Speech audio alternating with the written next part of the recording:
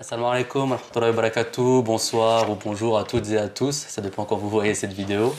Bienvenue dans notre émission de Islam en vrai, où on va traiter pas mal de questions que vous avez laissées en commentaire. Tout d'abord, je vais vous présenter les deux personnes qui vont être avec moi. Donc il y aura Monsieur Omar Sahib, salam alaikum, Wa alaykoum salam wa rahmatullah. et Monsieur Dr Talha Rachid, salam alaikum. Wa alaykoum salam wa barakatuh. Alors, cette émission, donc vous l'avez vu déjà depuis le mois de septembre, depuis la rentrée, il y a un nouveau format sur la chaîne où on part interroger un peu les personnes non-croyantes dans la rue et ils nous donnent un peu toutes leurs idées. Et on a posté ça sur la chaîne qui a plutôt bien marché. C'est des choses très intéressantes, dont un athée qui va venir bientôt pour participer à une émission. Et vous avez laissé plusieurs commentaires sous ces vidéos-là. Donc on va essayer de revenir sur quelques commentaires pour apporter des précisions et répondre aussi à certaines questions. Alors, l'émission, donc ça va être un peu sur la science. Donc, est-ce que la science nous éloigne-t-elle de Dieu? On va voir ça ensemble, Inch'Allah. Alors, avant de commencer, bon, c'était une tradition qu'on avait avant, c'était les commentaires coup de cœur qu'on avait sous ces émissions. Donc, on avait Chérif Mermouri, alors désolé si je prononce mal, et Tajib Bawalgouj, pardon, les deux nous disent Machallah pour ces émissions. Donc, on voit que ça plaît. Et on va commencer donc par la première partie où on va se concentrer justement sur l'univers avec un premier commentaire de Jobiojoba qui dit alors non, avant le Big Bang toutes les choses n'étaient pas attachées car avant le Big Bang au mieux de choses il en existait en tout et pour tout une seule. Alors on va se concentrer sur le Big Bang, monsieur le docteur Rachid, pardon. D'un point de vue islamique, est-ce qu'on a une explication sur le Big Bang? Salam comme là. Alors du coup, la première chose c'est en fait, vous posez la question du Big Bang. Je pense que vous savez tous que la source la plus authentique en islam, c'est le Saint-Coran. Parce que c'est la parole directement révélée par Allah subhanahu wa ta'ala au saint prophète Mohammed sallallahu alayhi wa sallam. Et si on repart un peu dans le contexte, au 7e siècle, vous savez tous en fait l'état de connaissance qu'on avait au 7e siècle. C'était vraiment la science et même la cosmologie en fait au 7e siècle avant l'avènement de l'islam, en fait elle était quasiment inexistante, vous voyez. Il y avait des observations, il y avait des théories en astrophysique, mais il n'y avait rien qui était vraiment sophistiqué, établi comme on a aujourd'hui à partir du 17e, 18e, 19e et même aujourd'hui 21e siècle. Mais est-ce que ça vous étonnerait de savoir que le Saint-Coran en fait il explique le Big Bang de la manière qu'aujourd'hui les scientifiques du 20e et du 21e siècle ont décrit. Comment on peut concevoir que quelqu'un qui était au 7e siècle, qui était vraiment... vous savez que le prophète Mohammed sallallahu alayhi wa sallam, il s'est considéré lui-même comme illettré, il n'y avait pas vraiment d'éducation, il n'avait pas accès à la science. Or, comment quelqu'un comme le saint prophète Mohammed sallallahu alayhi wa sallam a pu parler notamment de cette notion en astrophysique qu'on décrit maintenant et qu'on commence à comprendre que maintenant. Si on repart dans le Saint-Coran, il y a un verset aussi que j'aimerais citer, il y a même deux versets que j'aimerais citer. En fait, le premier notamment par le Big Bang, je vais commencer par celui-ci. En fait, ce verset-là, c'est le verset qu'on retrouve du coup dans la sourate Al-Anbiya, c'est le verset 31. Et en fait, dans ce verset 31, que du coup je vais réciter en arabe et je vous dirai sa traduction en français parce qu'en fait, les termes qui sont employés en arabe sont extrêmement précis sur justement la notion du Big Bang comme nous on la comprend aujourd'hui. Le verset est comme suite. A'udhu billahi minash shaitanir rajim.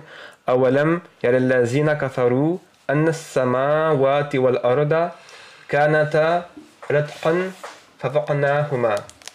Et ensuite ça continue en disant wa ja'alna minal ma'i kulla shay'in hayy afala yu'minun. La traduction est comme suit.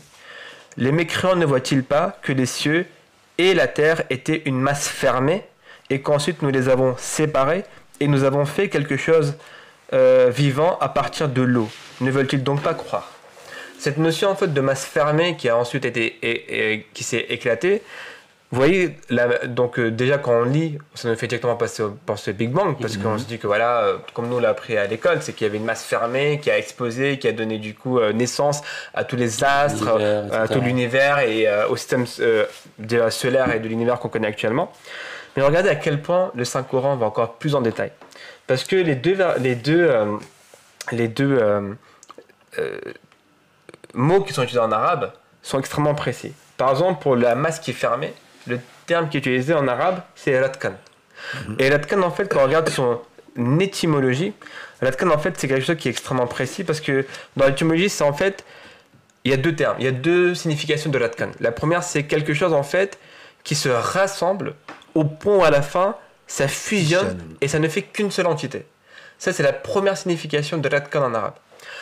La deuxième signification, c'est obscurité totale. Vous voyez, on connaît tous la richesse de la langue arabe, c'est qu'un même mot peut avoir plusieurs sens. Mais regardez ces deux sens et on peut dire que mais ça paraît contradictoire ou ça paraît peut-être pas lié, que quelque chose qui se rassemble au point où ça devient une seule et même entité, ou bien obscurité totale. On a l'impression que c'est deux choses qui ne sont pas liées.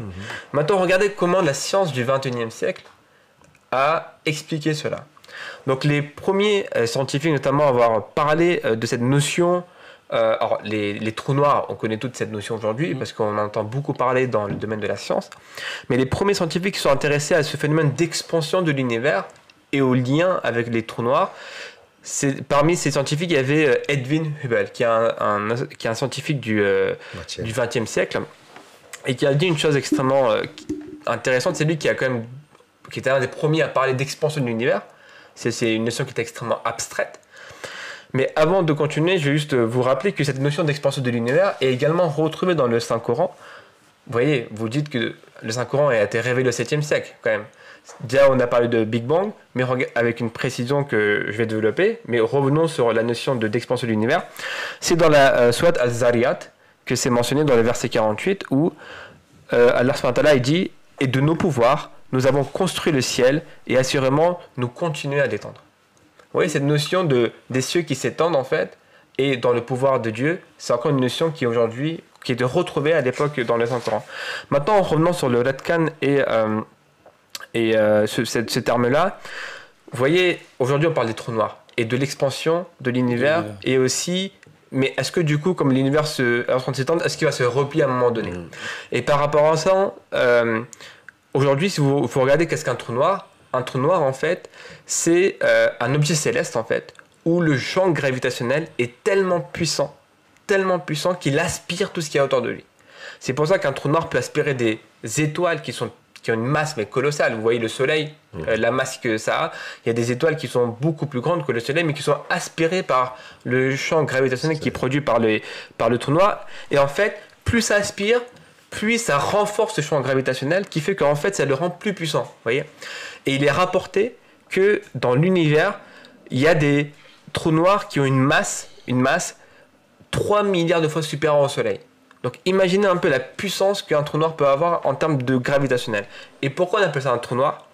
Parce que le champ gravitationnel est tellement puissant que même les photons de la lumière ne peuvent pas s'en échapper. C'est pour ça qu'il apparaît noir. Parce qu'il n'y a rien qui sort de ça. Voyez.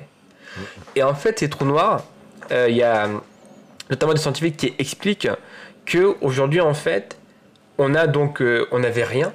Donc de cette unité de Ratkan, il y a eu donc cette implosion qui a créé l'univers. L'univers donc s'est épandu, mais qu'en fait le trou noir ou un trou noir, plusieurs trous noirs qui se créent vont à terme en fait ramener en fait, et d'ailleurs en parlant de trou noir, quand je vous parlais de photons, ça renvoie au deuxième sens de Ratkan qui est obscurité totale. Obscurité totale. Voyez.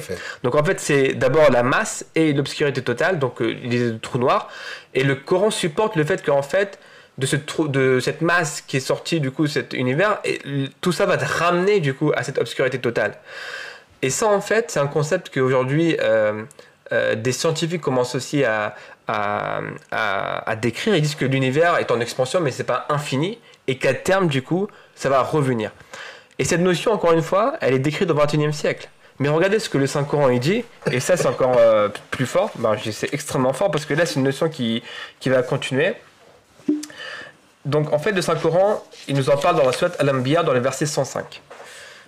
Donc Allah subhanahu wa ta'ala il dit sur comment l'univers va justement c'était aussi juste avant que vous commenciez, c'est aussi une des questions qu'on avait reçues en commentaire que je vais juste citer juste avant. C'était Joby Joba qui nous avait reposé une question en même temps justement qui parlait de l'univers, comme quoi est-ce qu'il était vraiment, enfin qui lui disait qu'il n'était pas parfait, que le soleil s'autoconsume, etc. Et justement c'était la question, est-ce que vraiment l'univers a pour but de rester éternellement? Est-ce que doit s'user avec le temps, Est-ce etc. que je voudrais juste une petite, si je peux me permettre de rajouter un point, c'est que vous savez qu'aujourd'hui, enfin, pendant longtemps, on pensait que l'univers était statique, comme l'a dit Talal Hassab, c'est seulement au XXe siècle qu'on a compris qu'en fait l'univers il est en expansion. Après, maintenant, il y a des théories qui se développent et qui disent que il y a quand même il y en a qui postulent que l'univers il peut, avec justement la découverte de l'énergie noire, il y en a qui postulent qu'il peut être en extension continue. D'accord. Et je dis ça pourquoi? Pour dire que les théories sur l'origine de l'univers et sur l'observation de l'univers ne sont pas toutes pareilles. Il y en a qui ne pensent pas comme nous on pense là actuellement. Mais c'est parmi les théories scientifiques les plus plausibles qui sont contenues dans le Saint-Coran. C'est-à-dire que nous disons que le Big Crunch, parce que de ce que parle Tal Hassab, c'est le Big Crunch qui a été développé notamment par un cosmologiste du nom de Roger Penrose. Le Big Crunch, la théorie à savoir que l'univers est né d'un Big Bang, donc une explosion, et qui va être amené à se recroqueviller sur lui-même, c'est quelque chose qui est développé aujourd'hui et qui a été, avant d'être développé, a été modélisé mathématiquement. D'accord, ok. Et on n'avait pas de preuve de ça.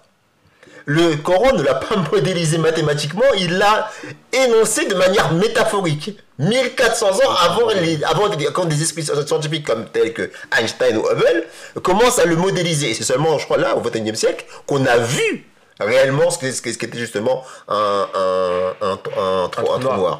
Donc ça, c'est vraiment important à préciser. Je dis ça pour pas qu'on nous fasse ce faux procès de concordisme.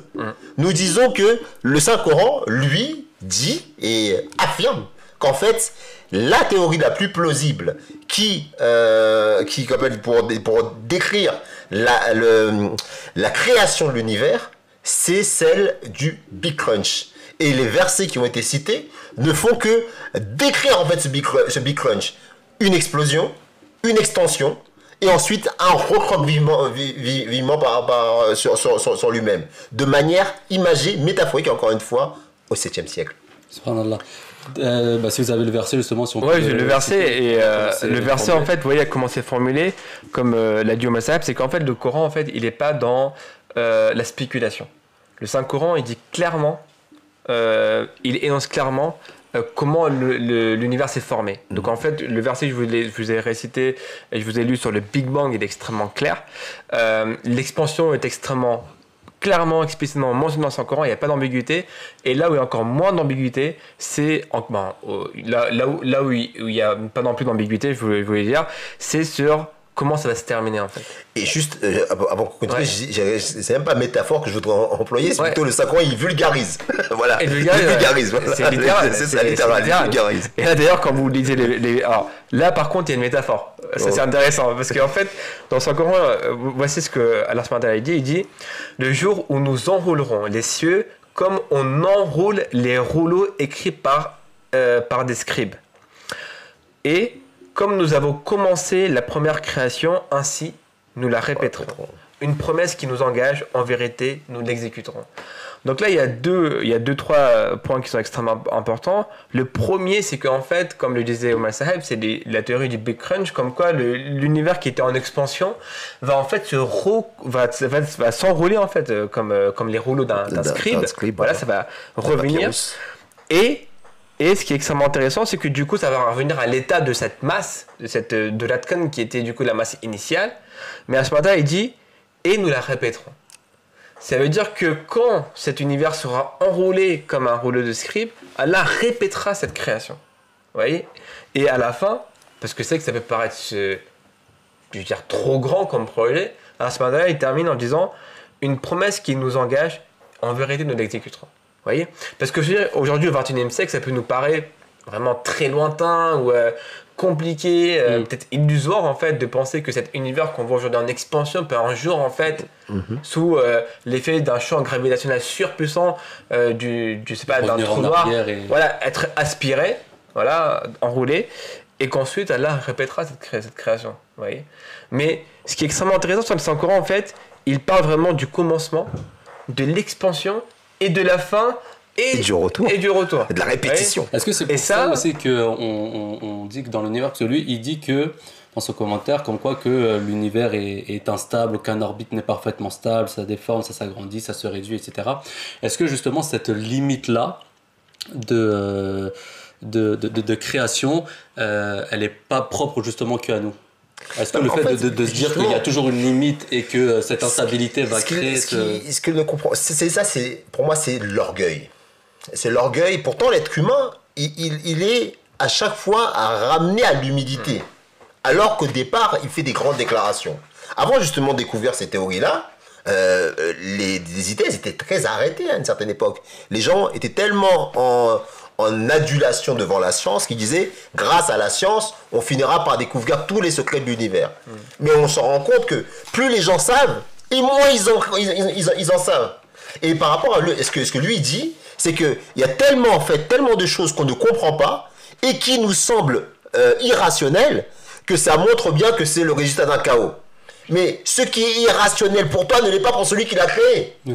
Et la preuve, elle se trouve dans le fait qu'il y a beaucoup de choses, dans beaucoup de corps cosmiques et de leur interaction ou de leur, manière d'évoluer dans l'univers qu'on pensait erratiques et incohérentes. Après observation, on a eu des explications. Par exemple, la mise en orbite des planètes. On pensait qu'elles suivaient un déroulement chaotique, alors qu'on s'est rendu compte, après observation, que c'était très précis. Et que ça ne pouvait faire qu'allusion à une certaine intelligence derrière, même si certains ont du mal avec ces questions d'intelligence ou pas intelligence, mais il n'empêche que l'observation scientifique nous a permis de donner un sens à des choses qu'on pensait chaotiques. Parce que c'est l'ignorance qui pousse à... C'est l'ignorance, effectivement. Et maintenant, quand on observe des choses qu'on ne comprend pas, et qu'on ait encore l'orgueil de penser que ça ne sert à rien, c'est bête, c'est pas scientifique. Jusqu'au jour où on a l'explication. Exactement, puisque c'est toute l'histoire de la science. Des choses qu'on ne comprenait pas par le passé, on les comprend aujourd'hui. Et maintenant, regardez la posture du musulman. La posture du musulman, c'est de dire, parce qu'on prend un risque comme ça en disant ça, parce que la science, elle est tout le temps changeante. Mais nous disons, le Saint-Coran, voilà ce qu'il dit. Voilà ce qu'il dit. Maintenant, on vous met au défi. On est prêt à dire que cette théorie-là, par exemple, pour le coup, le Big Crunch, c'est ce que dit le Saint-Coran. Maintenant, regardez, vous allez voir, dans 2 siècles, dans 3 siècles, est-ce que cette théorie-là, elle résistera à l'épreuve du temps ou pas? Et nous disons que, vu que c'est lui qui l'a créé, cet univers, et qui nous explique son fonctionnement, c'est que ça va résister à l'épreuve du temps. Après, on trouvera peut-être d'autres raffinements au niveau justement de l'observation de ce phénomène-là. Mais voilà le risque qu'on prend. C'est exactement, vous vous mettez dans la peau de quelqu'un qui est au 7e siècle. Quand le Saint-Coran parle justement de planètes qui suivent du coup une orbite qui est vraiment définie, ou le fait que l'univers est en expansion, c'est des notions en fait que le commun du mortel en fait à l'époque ne pouvait même pas comprendre et même pas concevoir. Il disait mais comment ça nous on est sur une orbite, le soleil, la lune, etc. Et en fait comme le disait Malsab, il pensait juste qu'en fait c'était des mouvements qui étaient pas forcément coordonnés, qui étaient un peu chaotiques. Mais aujourd'hui, en fait, on comprend exactement tout ce que le Coran a dit au 7e siècle, en train de se concrétiser d'année en année, de décennie en décennie, de siècle en siècle. Sur chaque période de la vie, avec l'avancée de la science et tout, ça ne fait que confirmer ce que le Coran a dit et dans le cœur du musulman. Mais le miracle, c'est que c'est un livre qui a été révélé au 7e siècle. Il faut se remettre dans le contexte. Regardez l'Arabie au 7e siècle, qu'est-ce que c'était? Les gens ils vivaient mais de manière primitive, c'était plus des instincts bestiaux qu'une civilisation qui était vraiment sophistiquée, développée, etc. Vous voyez. Et à cette époque-là, aussi où la science était vraiment à ses débuts, on a ces révélations. Et comme le disait Massaf, c'est pas des spéculations, c'est pas des suppositions, c'est des vérités qui sont mises dans le Saint-Coran. Aujourd'hui, en fait, on peut très bien défier les gens sur la base de ce que le Coran dit. Donc, si le Big Crunch, des gens n'y croient pas, on peut très bien les défier là-dessus parce qu'en fait, c'est une théorie qui est entièrement supportée. Et ça, c'est intéressant aussi de dire ça parce que les gens pourront nous dire oui, mais c'est une théorie. Oui, effectivement, c'est une théorie. Mais en tous les cas, l'exposé qu'on est en train de faire là, il contraste complètement avec les idées reçues qu'ont les gens sur la religion. Parce que les gens, qu'est-ce qu'ils disent quand l'homme de la rue, qu'est-ce qu'il pense quand on parle de création de l'univers, d'un point de vue théologique, il va penser au créationnisme. Oui. Alors que là, vous avez un livre qui a été révélé au 7e siècle et qui va pas en clash avec la science. Bien au contraire. La théorie d'un univers cyclique, tel que mise en avant par Penrose, là, littéralement, avec les versets qui ont été récités, les 3 versets qui ont été récités, bah, littéralement, vous l'avez. Ça correspond. Ça correspond. Et c'est pratiquement de la vulgarisation. Ah, et ces personnes-là, comment ils ont fait pour pouvoir arriver à cette conclusion-là? Par des modèles mathématiques. C'était de la théorie. Et donc là, vous avez, quand vous mettez en relation la théorie faite par les scientifiques, la vulgarisation du Saint-Coran, et ensuite l'observation empirique de la réalité cosmique, bah, vous avez une parfaite concordance entre la religion d'un côté et la science de l'autre. Et là, c'est une illustration parfaite de ce que l'islam n'a jamais eu de problème avec la science. Vous voyez, c'est très important de le dire ici, parce que souvent, dans les commentaires, d'ailleurs, justement, le commentaire qui a été fait, là, c'est de dire, mais qu'est-ce que vous racontez? Ouais, c'est toujours... vous croyez que le monde s'est fait en 6 jours. Ils ont comme en fait, postulat à la base, ils ont comme préjugé à la base, que parce qu'on parle de religion, donc forcément, on va avoir ces croyances du Moyen-Âge. Pourquoi? Parce que soit il y a une mauvaise interprétation liée justement au niveau des connaissances de l'époque, soit parce que le livre a été truffé justement de fautes qui ont été mises par la main de l'homme, notamment en ce qui concerne la Bible. Mais là, vous pouvez prendre n'importe quelle théorie, vous pouvez prendre n'importe quel verset coranique et le mettre en face de découvertes scientifiques avérées, qui ont été prouvées empiriquement. Vous n'aurez pas de contradiction avec le Saint-Coran. Mais je crois en plus, c'était, si je revenais sur ce que vous avez dit sur l'univers en 6 jours. Après, il y avait une autre traduction sur ce mot-là, c'était aussi en partie, en temps, etc. Et je crois, si je ne dis pas de bêtises, qu'il y avait aussi une étude d'Albert Einstein qui avait montré que justement la création de la Terre jusqu'à maintenant s'était fait en 6 parties bien distinctes. En 6 périodes. En 6 périodes. Parce que voilà. le terme employé en arabe pour définir le jour, eh bien c'est yaoum. Et le terme yaoum peut être aussi traduit par période. Et ça, c'est tellement vrai que le terme yaoum dans le Saint-Coran, il a différentes durées. Des fois, il correspond à 24 heures. Des fois, il correspond à 1000 ans. Des fois, il correspond à 50 000 ans. Et toutes ces différentes mesures sont contenues dans le Saint-Livre, qui démontrent bien qu'on ne fait pas une interprétation pour forcer le texte. Mais c'est une interprétation qui permet justement de comprendre que ce verset ne doit pas être pris au sens littéral, mais selon le Coran lui-même, voilà ce qu'il signifie dans certains contextes. Au point où même, à travers justement les différences de durée qui sont données dans le Saint-Livre, on a, grâce au Saint-Coran, la possibilité de découvrir quel est l'âge de l'univers. Exactement. Et vous savez, juste pour préciser, c'est que le Saint-Coran est le seul livre religieux à faire mention de cette expansion de l'univers, de cette création de l'univers, et pas que, parce qu'il y a d'innombrables d'autres vérités scientifiques qui sont contenues dans le Saint-Coran, mais vous trouverez aucun autre livre religieux qui renferme autant de vérités scientifiques. Je parle bien de vérité, vous voyez. Ça c'est intéressant parce que justement, là on va passer à la deuxième partie de l'émission. On a eu des commentaires justement qui attaquaient ça. Ouais. Où on avait, je suis désolé, j'ai fait une capture d'écran, mais j'ai oublié de prendre le nom de la personne, mais qui dit que lui qui a lu la Bible, le Coran et la Sunna, et il dit que comme il a un cerveau, j'ai vite compris qu'un Dieu tout-puissant ne peut pas écrire de telles débilités. Okay. Alors Dieu est parfait, donc si je trouve qu'un seul truc absurde dans un de ses livres, Torah, Coran ou Bible, qui rapporte sa parole, je peux être sûr que la personne décrite dans ces livres ne peut pas être prononcée par un Dieu omniscient et parfait. Donc là, il donne des descriptions sur des exodes, etc. de la Bible. Nous, on va se concentrer sur la partie concernant le Coran. Et on avait aussi une Marie Chéristine Coustan qui dit, lorsqu'on étudie vraiment les religions, notamment le Coran et les sourates, on voit toutes les incohérences des textes. Donc on va essayer de voir ensemble, parce que là vous avez montré que par rapport à l'univers, qu'à l'époque, déjà au 7e siècle, tout est en raccord de manière scientifique, donc ça m'étonnerait qu'un homme du 7e siècle, comme vous avez dit, illettré, aurait pu savoir toutes ces choses-là concernant la science qui ont été découvertes juste après. Mais là, on a, par exemple, il nous dit que dans la sourate 4, verset 24, Allah autorise le viol de femmes mariées, pourvu qu'elles sont vos esclaves. Alors, est-ce qu'on peut revenir dessus? Je crois qu'il y a même un commentaire de Ibn Kathir, mais il met un lien dessus. Donc, on va se concentrer sur cette sourate-là. Alors, si on pouvait juste... Alors, bien sûr, on ne va pas dire que Allah autorise le viol ou quoi que ce soit. Est-ce qu'on peut donner juste ce verset-là, la traduction, et en parler un peu de ce contexte-là? C'est le verset...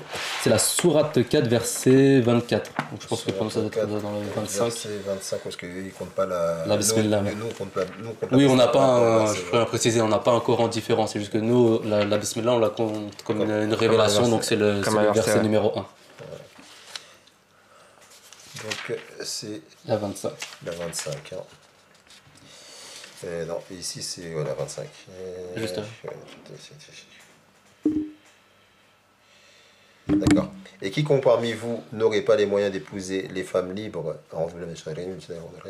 et quiconque parmi vous n'aurait pas les moyens d'épouser les femmes libres croyantes, qu'il épouse celles que votre main droite possède, à savoir vos servantes croyantes. Le terme qui est employé, qui est utilisé pour traduire des fois ce que vos mains droites possèdent, il est traduit à tort comme vos esclaves. Ce que vos mains droites possèdent, ça veut dire ce que vous avez de plein droit. Et le droit en islam, ça fait allusion à ce que quelque chose qui est halal, quelque chose qui est autorisé, qui est licite, qui est sain. Il faut savoir que pendant les guerres, il arrivait que les femmes participent aux guerres.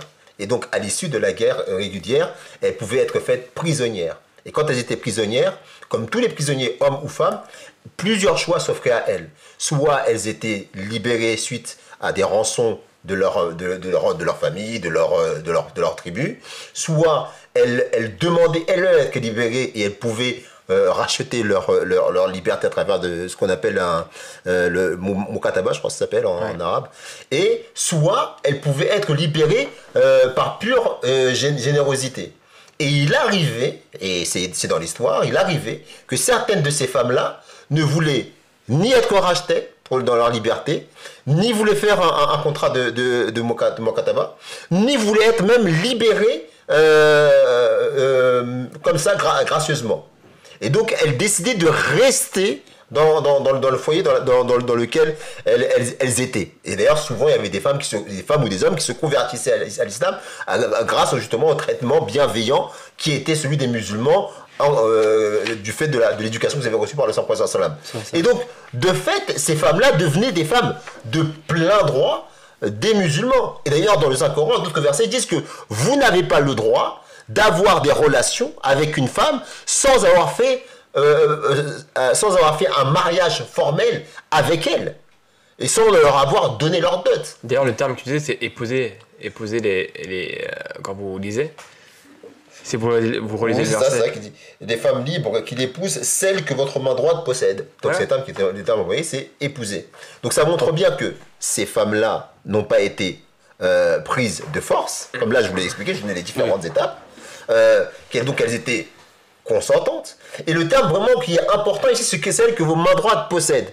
Alors que comment un péché qui est aussi grave en islam et qui est aussi répugnant pour le musulman pourrait être pratiqué sur des personnes dont on décrit qu'elles sont celles que vos mains droites possèdent. Vous voyez ce que je veux dire? Ça veut dire que c'est une interprétation, une traduction abusive qu'ont justement ces personnes-là, de dire que ce verset démontre que les musulmans pratiquent le viol des esclaves. Alors, totalement d'accord avec Moussab, c'est que le terme d'abord qui est utilisé, c'est épouser. Justement ce que vos mains droites possèdent. Donc en fait, il y a vraiment une relation de mariage formel d'abord qui est mentionnée ici. Et il y a des gens en fait qui peuvent être un peu surpris comment des esclaves, pas des esclaves, mais des servantes ou des prisonnières de guerre auraient pu vouloir rester avec les musulmans, alors que c'était un petit peu eux qui étaient dans une guerre contre leur tribu et qui les ont donc capturés. En fait, ce que Moussab a dit, c'est que c'est la bienveillance des musulmans. C'est qu'en fait, l'islam enjoignait les musulmans à donner à manger, même à leurs esclaves, de ce que eux mangeaient eux-mêmes, à les vêtir comme eux se vêtissent eux-mêmes, voyez. Et en fait, ça montre vraiment le traitement qui a été donné, du coup, à ces personnes-là, dont également aux prisonniers et aux prisonnières. Et elles venaient vraiment de tribus où vous n'avez pas ce type de traitement, vous voyez. Et quand vous arrivez dans un foyer où vous êtes respecté, on vous traite avec bienveillance, avec gentillesse, on vous donne tous ces traitements-là, forcément, en fait, il y a des gens qui ne veulent plus partir de ce système-là. Et du coup, pourquoi le Saint-Coran demande donc aux musulmans de les épouser? C'est justement parce qu'en fait, de garder notamment une relation pure dans ce cas-là, vous voyez. C'est que si les femmes ne veulent pas partir, au moins ça l'a très bien écrit, il y avait plusieurs possibilités qui s'offraient à elles. Soit du coup la tribu dont elles étaient capturées rachetait du coup la libération, soit elles payaient elles-mêmes justement leur libération en faisant faire de ce que vous avez mentionné. Et troisième option, c'est qu'en fait, que le maître en fait les relâchait, les libérait. Mais il y avait une quatrième option, c'est qu'elle voulait pas, elle voulait rester. Et en fait, c'est pour ça que ça, c'est une notion qui peut un peu interpeller certaines personnes, mais il faut se remettre dans le contexte. C'est que l'islam enjoignait et enseignait un traitement si bienveillant à l'égard de ces personnes, des prisonniers, qu'en fait, à la fin, ils se retrouvaient à être traités comme des membres de la famille. Comme des membres de la famille. Non, ce n'était pas rare que les prisonniers se convertissent à l'islam. En plus, vous savez, il y a une chose aussi, pourquoi, là où ça choque, c'est quand ils disent... Ce qui choque, c'est cette distinction entre femmes libres, croyantes, et femmes prisonnières ou qui main droite possèdent. Ouais. Pourquoi aussi les femmes libres croyantes, on ne peut pas épouser une femme qui est déjà mariée? C'est complètement interdit en islam. Mais dans le cas qui nous occupe, les femmes esclaves sont parfois des femmes qui étaient mariées avec des idolâtres, qui voulaient tuer les musulmans. Ces femmes, comme on l'a expliqué, après avoir vu le comportement justement de leurs geôliers, ont fini par elles-mêmes se convertir à l'islam, rejeter leur religion. Et donc, dans le droit islamique, une femme musulmane, de plein droit, ne peut plus retourner avec son mari non musulman.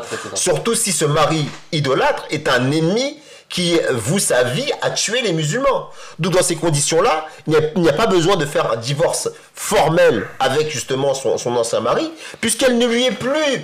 il n'est plus pur pour elle. Il y a une certaine logique, oui. Et donc, dans ces conditions-là, il y a une précision dans le Saint-Coran, que ces femmes-là, qui étaient certes mariées, dès lors qu'elles embrassent l'islam de plein droit, de plein cœur, sans être forcées, en ayant choisi, malgré les différentes options qu'on leur proposait, de rester quand même au sein du foyer musulman, même si elles étaient mariées formellement avec des idolâtres, eh bien ce mariage était caduque automatiquement. Et c'était comme ça qu'elle rentrait en ménage avec les musulmans. C'est cette précision qui est donnée dans le Saint-Coran. Et c'est pour ça qu'il y a cette distinction. Et souvent, nos détracteurs jouent sur cette distinction pour dire, regardez, le Saint-Coran légitime le viol conjugal avec des femmes non consentantes. Alors que là, on l'a bien démontré, déjà le cadre général, les musulmans, lorsqu'ils faisaient des prisonniers, qu'ils soient hommes ou femmes, avaient un comportement exemplaire qui jurait, qui contrastait de manière véritablement comme une différence entre le ciel et la terre, avec le traitement des individus déjà, et des femmes en particulier, de l'Arabie du 7e siècle. Il faut se rappeler que la femme, lorsque son mari mourait, eh bien, elle faisait partie de l'héritage comme un objet. Il n'y avait pas d'autonomie financière. La femme n'avait pas du tout de considération. Certaines familles enterraient leurs filles vivantes.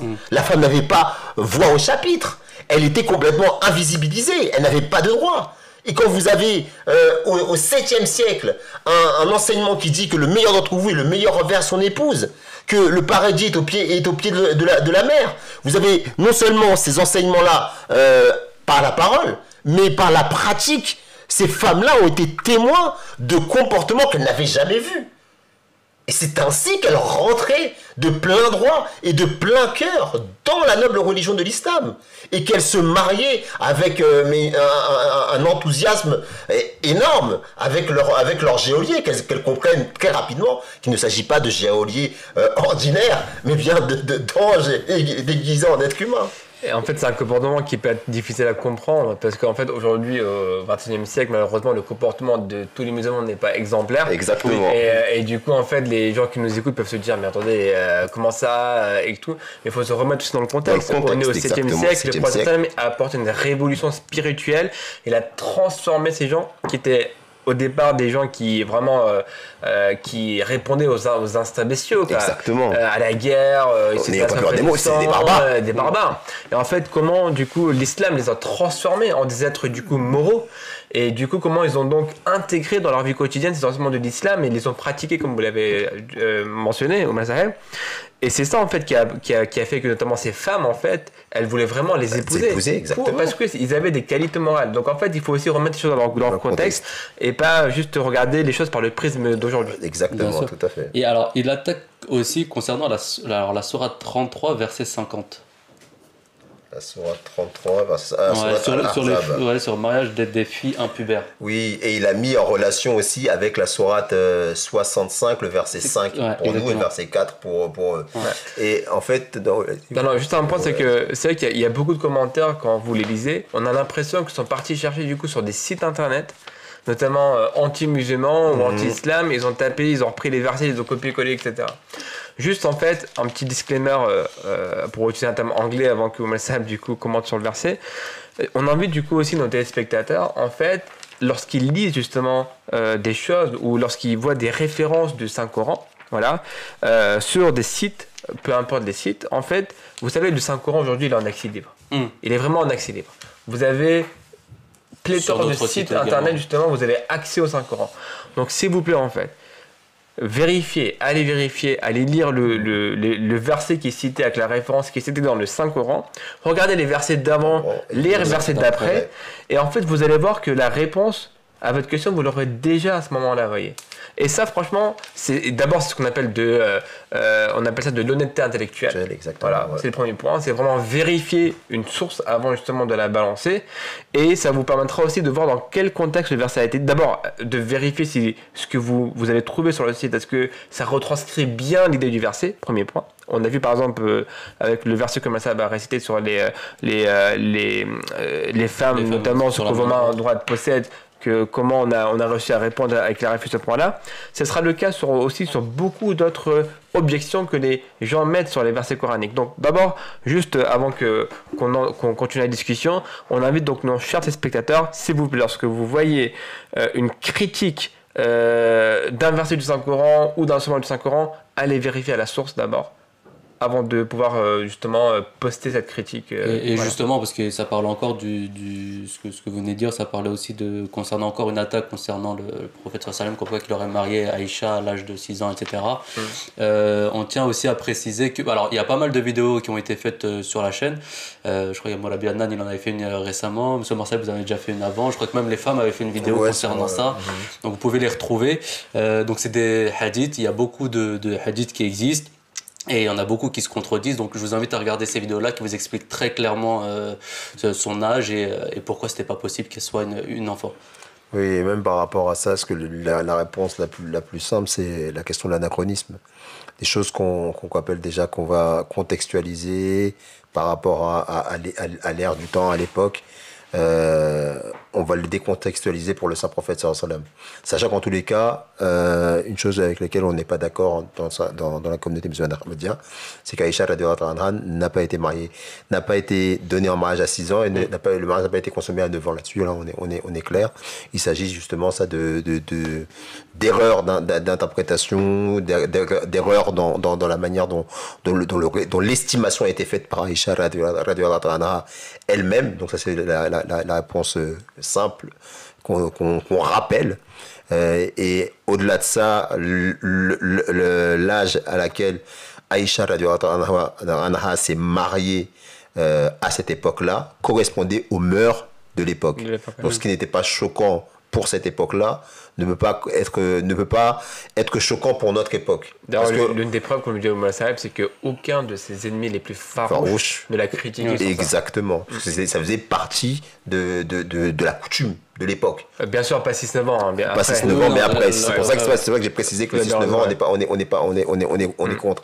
Et la preuve, effectivement, c'est que si effectivement ça aurait été 6 et 9 ans, ça aurait choqué même les pères barbares de cette époque-là. Et personne n'a soulevé le... Il n'y a pas eu de tollé, quoi. Donc ça, c'est de la malhonnêteté intellectuelle. Parce que Pour le saint prophète sallam, on ne fait pas cet effort de contextualisation. Par contre, pour tout autre personnage historique, on va faire un effort de contextualisation. Mais pour le saint prophète sallam, il y a justement cet antagonisme qui fait que n'importe quel événement qui est complètement compréhensible au vu de l'époque, eh bien, va être exploité. Donc ça, c'est pour Hazrat Aïcha radhiyallahu ta'ala. Non, maintenant, c'est par rapport à ce verset qu'il a aussi. C'est un verset où il met deux versets en perspective. Le verset qui parle du fait qu'il y a une période pas de veuvage, comment on appelle ça là, avant le... De 3 mois. 3 mois là. Avant on appelle ça la idda en arabe. Ouais, idda en arabe, ouais. C'est la période d'attente, on va dire. Lorsque on divorce avec une femme, on ne peut pas la divorcer du jour au lendemain comme ça, il y a une période d'attente. Et le verset 65, verset 5, il est utilisé pour dire que, regardez, dans ce verset-là, on parle de plusieurs catégories de femmes. On parle de celles qui n'ont plus leurs règles, celles qui n'espèrent plus avoir leurs règles, et ils traduisent par celles qui n'ont pas encore eu leurs règles, par celles qui n'ont, en interprétant comme si c'était des filles, des enfants, voilà. Alors que on sait pertinemment qu'une femme peut avoir des retards dans ses règles. Des femmes qui peuvent même avoir des problèmes, on va dire même médicaux. Et surtout le contexte du verset 5 ou verset 4, selon qu'on compte ou pas la basmala, eh bien, le contexte de ce verset parle bien de femmes matures. Et on parle de femmes enceintes, on parle de femmes dans le cadre d'une certaine catégorie d'âge. Là, c'est de la pure manipulation. Mais rien dans ce verset fait allusion justement à une petite fille. Après, les personnes peuvent sortir les tafsirs qu'ils veulent de qui ils veulent, mais le Coran se suffit à lui-même. Et le Coran, quand on prend ces deux versets en perspective, et on comprend bien ce que le Saint-Coran veut dire. Et c'est seulement un esprit qui est, je dirais, rempli de préjugés qui va comprendre cela autrement. Et pour bien faire comprendre cela aux téléspectateurs, je veux dire le verset justement où il est allégué que... Surat 65 65, voilà. Qu'il est allégué que ce sont des petites filles. Le verset 5, il nous dit « Et si vous êtes dans le doute au sujet de celles de vos femmes qui n'espèrent plus de règles, alors sachez que la période prescrite pour elles est de 3 mois. Et la même chose pour celles qui n'ont pas encore eu leurs règles. Et quant à celles qui sont enceintes, leur période sera jusqu'à ce qu'elles soient délivrées de leur fardeau. Et quiconque craint Allah, il lui facilitera ses affaires. » Et le terme important dans ce verset, c'est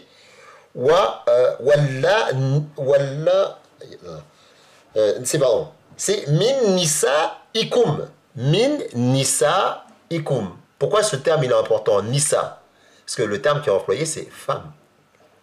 Et c'est le terme qui est employé pour décrire tous les autres types de cas qui suivent le verset.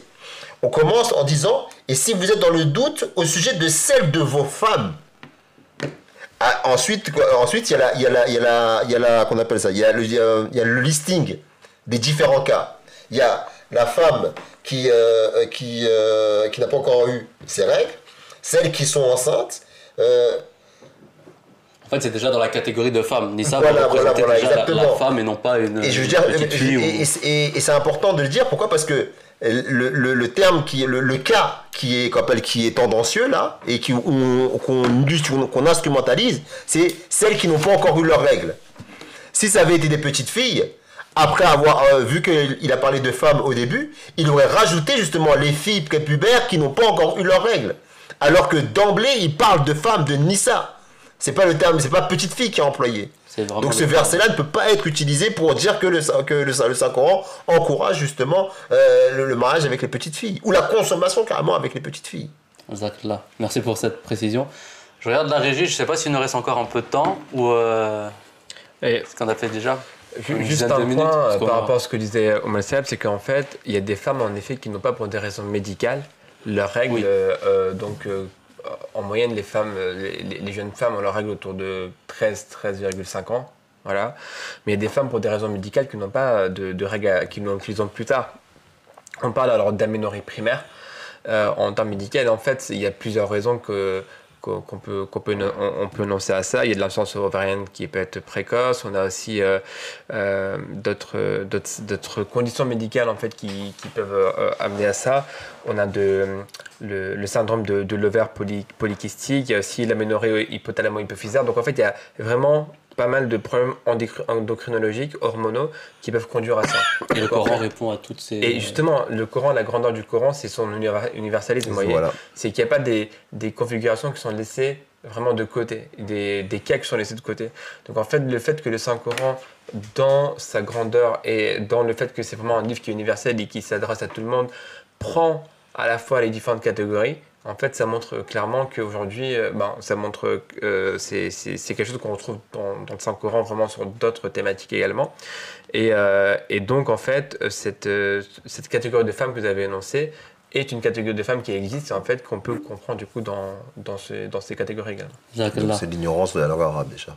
Aussi. Parce que il n'aurait pas été ni ça qui aurait été employé. Ouais.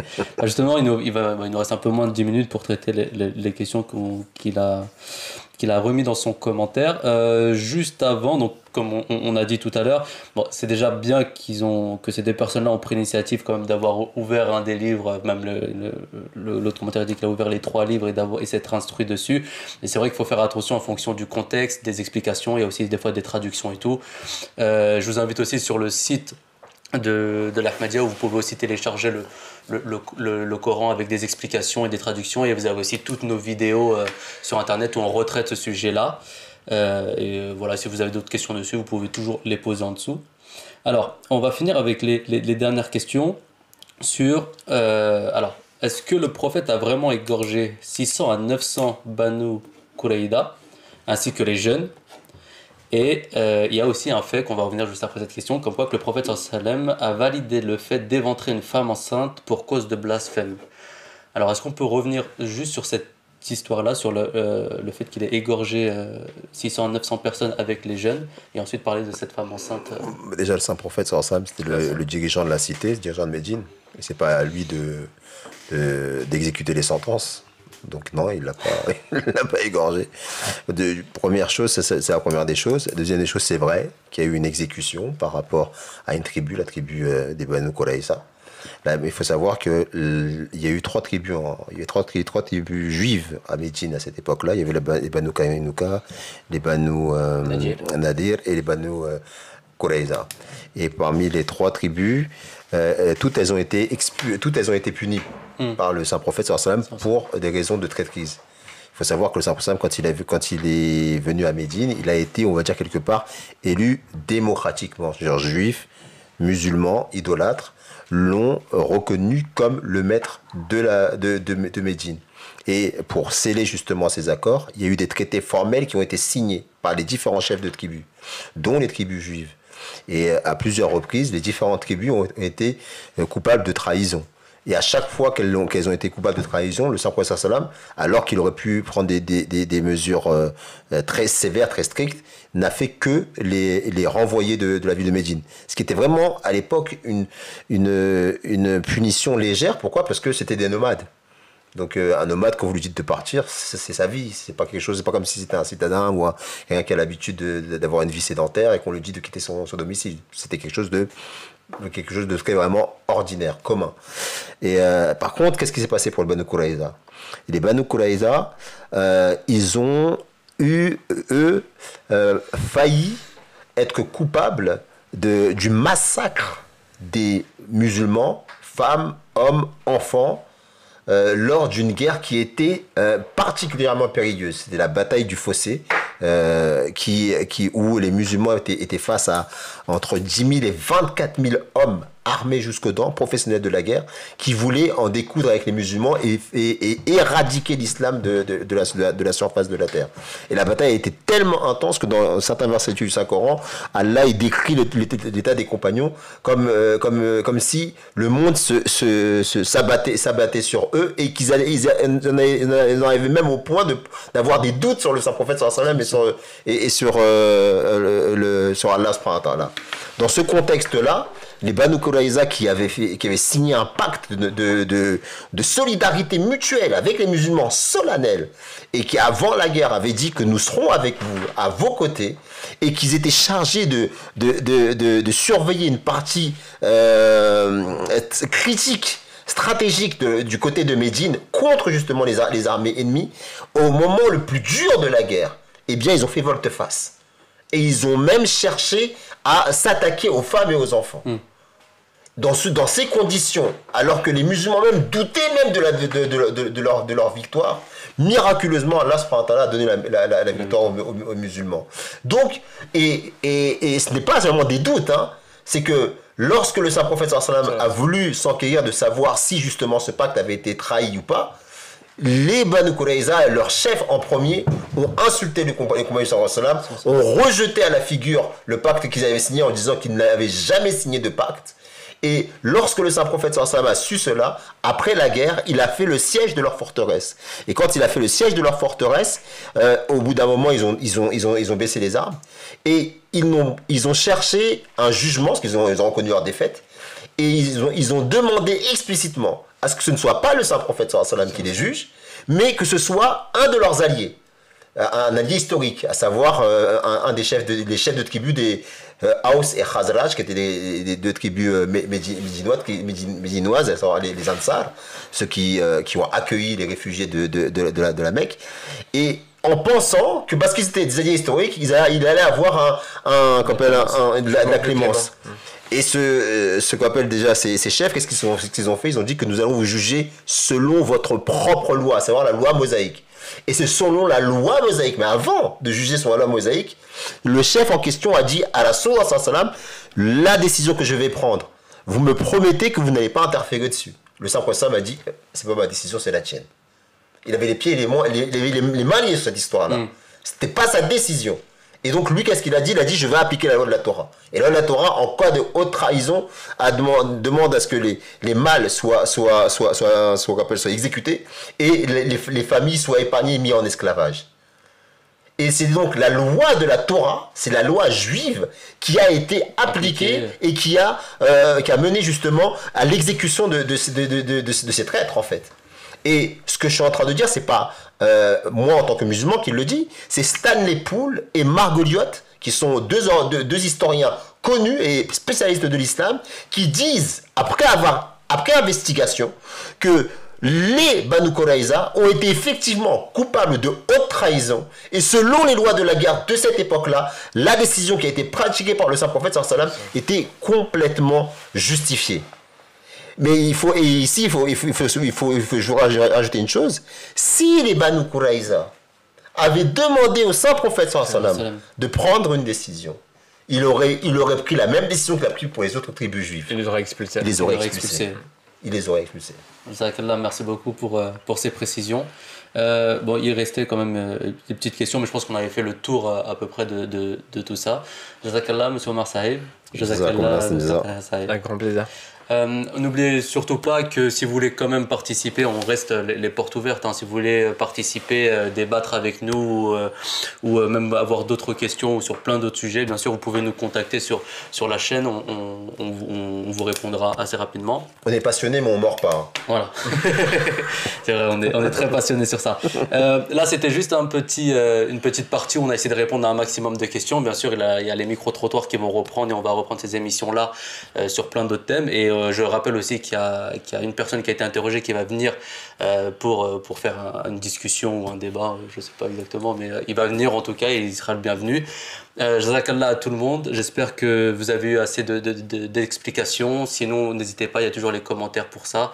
Et on se dit à une prochaine vidéo. Déchaînez-vous. Voilà, déchaînez-vous. Assalamu alaikum wa rahmatullahi wa barakatuh. Wa alaikum assalam wa rahmatullahi wa barakatuh.